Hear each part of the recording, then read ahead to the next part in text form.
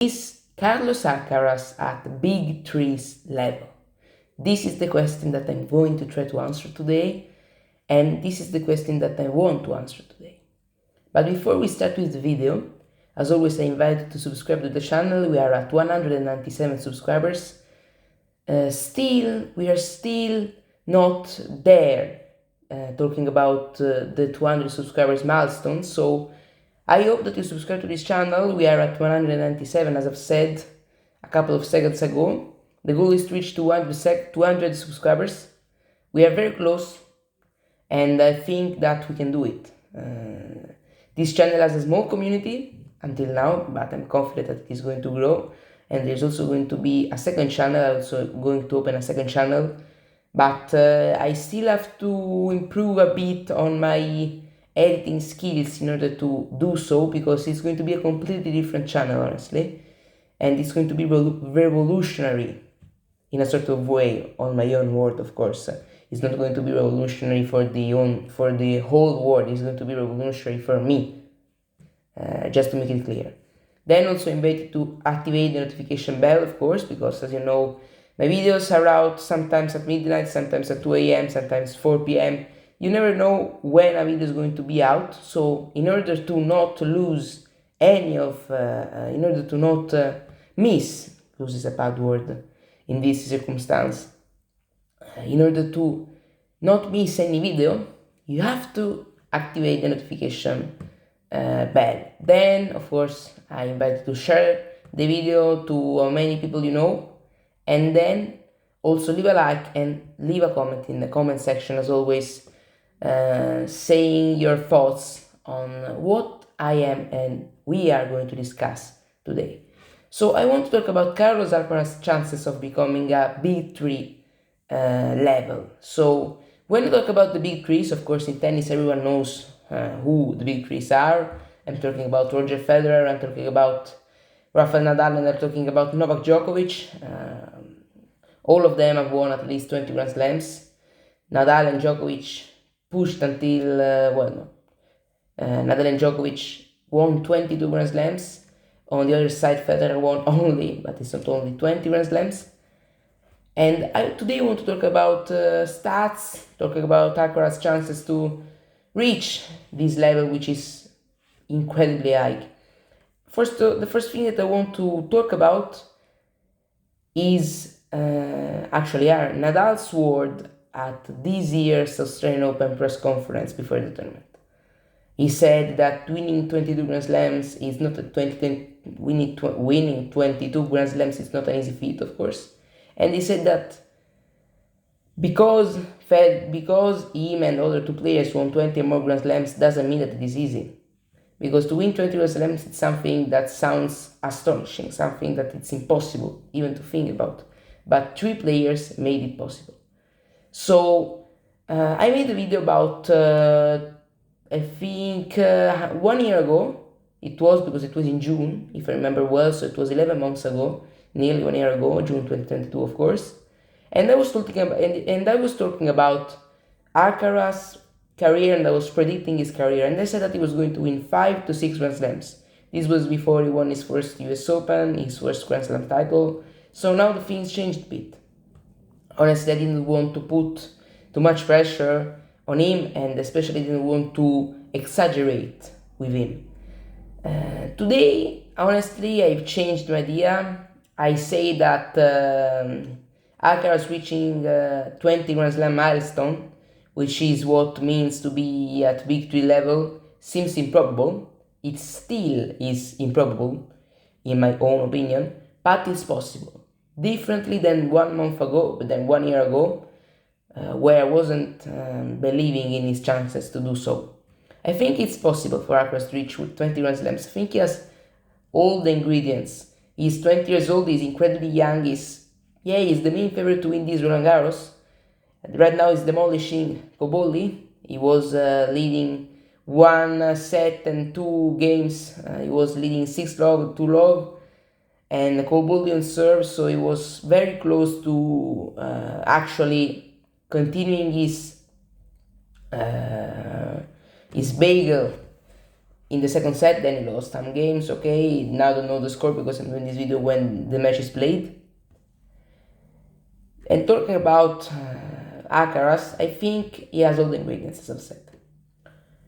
Technical shots, I made a full comparison between him and Nadal at 19 years old as teenagers.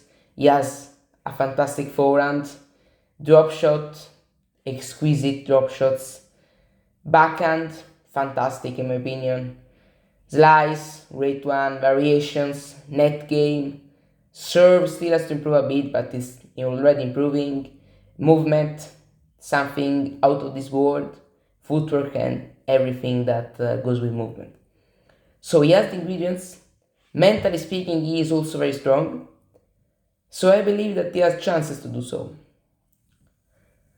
But it's going to be tough. It's going to be difficult. So yeah, that's for sure. In order to reach 20 Grand Slams, it's incredibly difficult. Also, to reach one Grand Slam, it's incredibly difficult. But he did it. And I believe that Alcaraz can reach big threes level. I've changed my idea and I will say it right now. He had the chances to do so. It doesn't mean that he's going to do it, but he can do it. I will also explain why now. I think that he can do it because, as I've said, I don't see many threats to him. Of course, there are upcoming stars that are maybe even 12, 13, or even my age. Not me, because I'm not even close to that level, but you know what I'm talking about. Of course, there are kids that are going to be world number one and the top 3, top 5 players in the next years to come, and we don't know them yet. And they're going to be players that aren't even born, and they will be new world number ones. But I don't see as of today. I mean, there is Rune, who's a fantastic player, but he isn't as consistent as Alcaraz. We have Sinner, doesn't have that killer instinct. And we have Medvedev, but he isn't going to last for a lot of years. I believe, honestly, the game is getting super intense. I know that technologies are evolving very fast and players find new and more efficient ways in order to recover, in order to prevent injuries. But the guy is 27 years old, which is not a lot, but his play style, energy speaking, is really expensive. So I think that it could cost him some years of his future career, and how much he has to run, card coverage, and all of this stuff. On the other side, also Alcaraz has a very expensive game if you talk about energy that he has to spend in order to play his game, because he has to run a lot. He's not like players in the 2000s, 80s, 90s, like Pete Sampras, who was a serve volleyer. Well, maybe he wasn't a serve volleyer, but he was a really offensive player. Federer also was offensive, not as the generation before him. Federer is actually in the middle of being a 90s slash 80s player to the players nowadays who are attacking baseliners. Some years ago they were more of serve volleyers and playing at the net, closing points faster, and all of these things. Alcaraz has, technically speaking, all of the ingredients. He can still improve, I believe, in how he plays when he's leading, because sometimes he has too many options, and he basically picks the wrong thing, and that's a problem that everyone would like to have, because when you have too much options, it means that it's a great thing. The problem is when you don't have options. That's the problem. There is the problem. As soon as not us, you have to be calmer in order to do this English video pretty well, because as you know, my English is not good compared to English people. That's for sure. My English is not even close to theirs, But I'm trying to improve, and I'm improving actually, because I won't say that I didn't improve in the last years, in the last months. I improved a lot, but still, I still have to climb. I think a big mountain in order to be close to that level, because my pronunciation is never going to be at that level. Of course, it's normal, but I honestly don't think about it. Honestly, I think about improving, and I think about the progress that I did speaking English in the last 10 years. And I can say that I made huge progress. Talking about Alcaraz, why I believe that he can hit the milestone of 20 Grand Slams, because when I'm talking about GOAT level, Big 3 level, I'm talking about 20 Grand Slams. I think that he can do it because technically he's fantastic, physically and mentally he's really good. The biggest problem with Alcaraz is the same problem that Nadal had: injuries. He has too many injuries.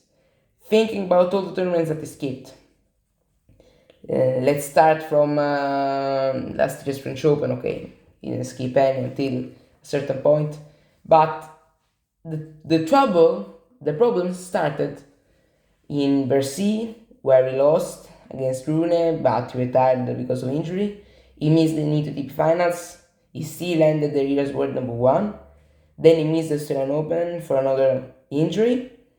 Came back for the clay season. Skipped Monte Carlo after a couple of tournaments played, including the Sunshine Double.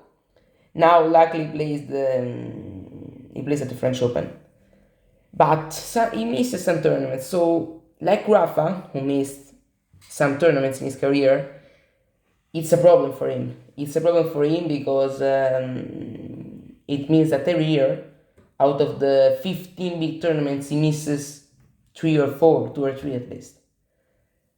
And that's a problem, because if there are 4 Grand Slams, let's talk about a 2 years range.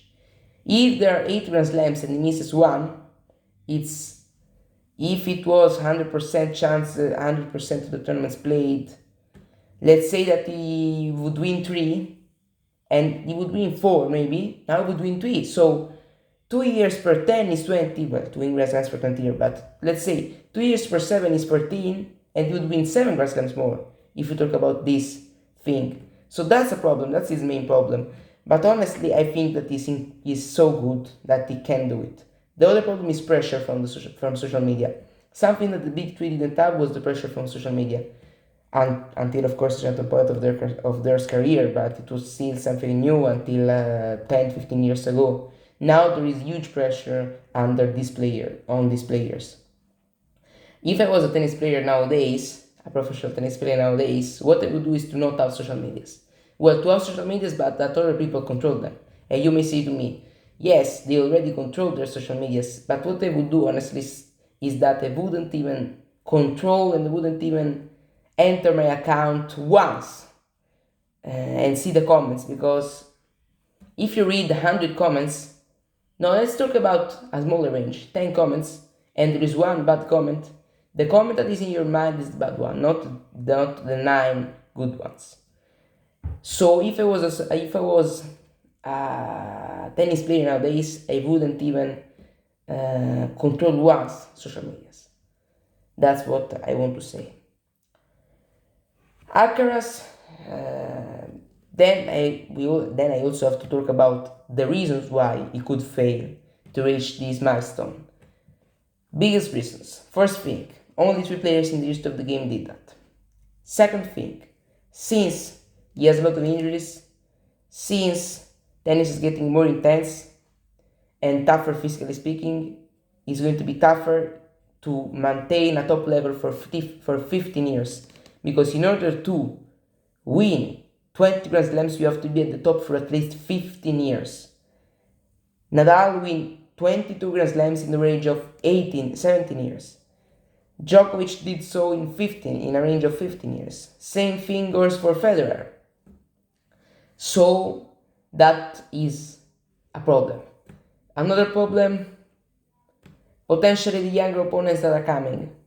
Maybe that would be the problem, but I don't see a big problem and a big threat for Alcaraz in the new generation players. We have to see the players that are going to play in the next 10 to 20 to 15 years, because maybe in 5 or 6 years there's going to be someone on tour who is better than him, who we don't even know about him. That's another factor. But now I want to answer a spicy question, which is of course the main question of the video. Is he gonna do it? I've said the reasons why he could do that and the reasons why he could not do that. But now I have to say if he's going to do it or not. My prediction is that Carlos Alcaraz won't win 20 majors. And I will also say why. I believe that Alcaraz is going to win,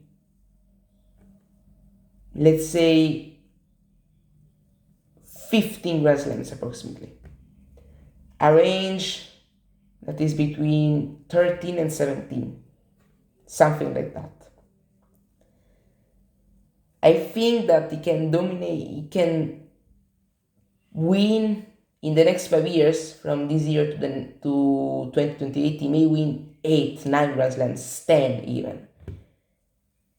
But physical problems, injuries, very expensive play style, it seems difficult to me that he can hold the top level for 15 years. Let's not forget that tennis until some years ago wasn't as intense as it is nowadays.